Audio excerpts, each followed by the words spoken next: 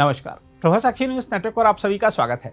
राष्ट्रीय स्वयंसेवक संघ के सरसंघचालक मोहन भागवत की अमेरिका, कनाडा और ब्रिटेन यात्रा शुरू होने से ठीक पहले अमेरिकी संस्था United states commission on international religious freedom यानी USCIRF ने एक बार फिर भारत, बीजेपी और RSS को निशाने पर लिया है।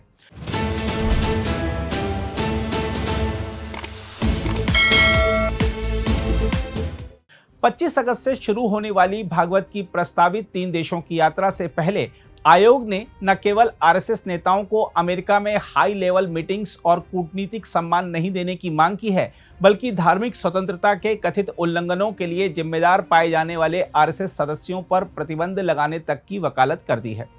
USCIRF के अध्यक्ष और पाकिस्तानी अमेरिकी चिकित्सक आसिफ महमूद तथा आयुक्त जीन मिल्स के बयानों को आयोग ने सोशल मीडिया प्लेटफॉर्म एक्स पर साझा किया है।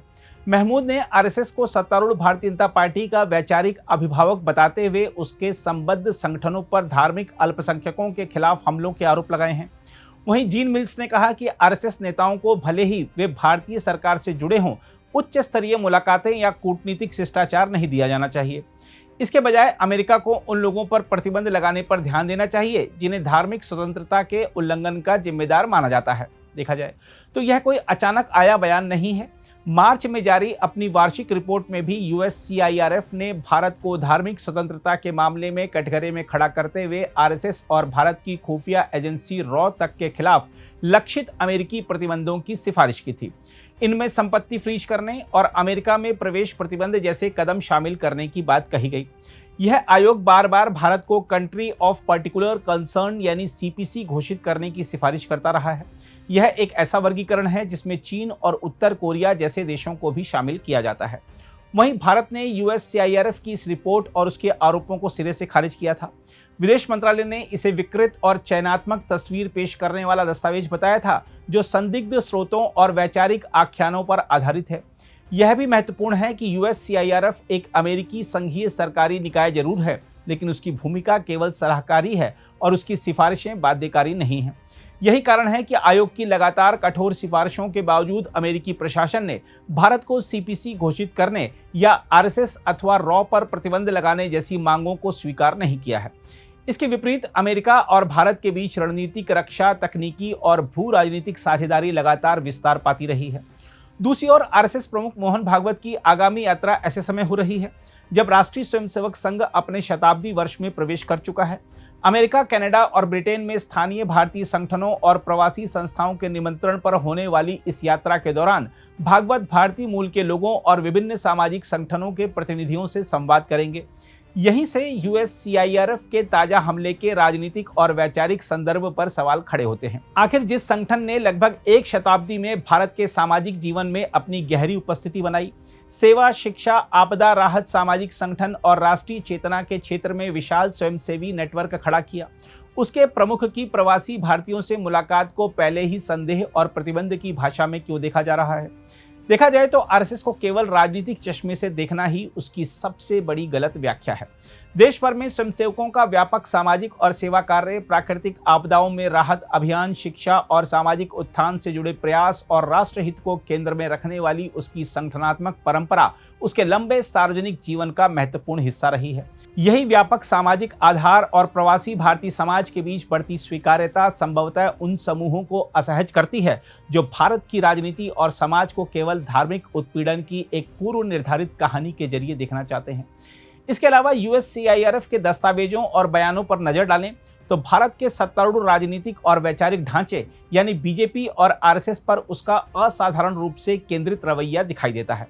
आयोग BJP और RSS के संस्थागत संबंधों को भेदभाव के माहौल से जोड़ता रहा है और नागरिकता संशोधन अधिनियम यानी CAA, धर्मांतरण विरोधी कानूनों तथा गो हत्या निषेध से जुड़े प्रावधानों को भी इसी व्यापक राजनीतिक ढांचे के हिस्से के रूप में प्रस्तुत कर चुका है। भारत के लोकतांत्रिक, संवैधानिक और न्यायिक ढांचे को उसके अपने संदर्भ में समझने की बजाय हर नीति और कानूनी कार्रवाई को धार्मिक उत्पीड़न के पूर्व निर्धारित फ्रेम में फिट करने की कोशिश की जाती है। उदाहरण के लिए भारत सीए को पाकिस्तान, बांग्लादेश और अफगानिस्तान में धार्मिक उत्पीड़न झेलने वाले अल्पसंख्यकों के लिए तेज नागरिकता प्रक्रिया वाला मानवीय कानून बताता है, लेकिन यूएससीआईआरएफ इसे लगातार घरेलू अल्पसंख्यकों के अधिकारों को प्रभावित करने वाले उपकरण के रूप में पेश करता रहा है। इसी तरह दंगों, आतंकवाद या वित्तीय अपराध जैसे गंभीर मामलों में आरोपित व्यक्तियों के खिलाफ कानूनी कार्रवाई अथवा अदालतों द्वारा जमानत से इनकार को भी कई बार धार्मिक अल्पसंख्यकों के मनमाने उत्पीड़न की भाषा में पेश किया जाता है। इस दृष्टिकोण में भारत की स्वतंत्र न्यायपालिका, बहुस्तरीय अपील व्यवस्था और संवैधानिक प्रक्रिया को पर्याप्त महत्व नहीं दिया जाता। हम आपको बता दें कि भारत सरकार और कई भारतीय अमेरिकी संगठनों ने यूएससीआईआरएफ के रवैये पर दोहरे मापदंडों का सवाल भी उठाया है।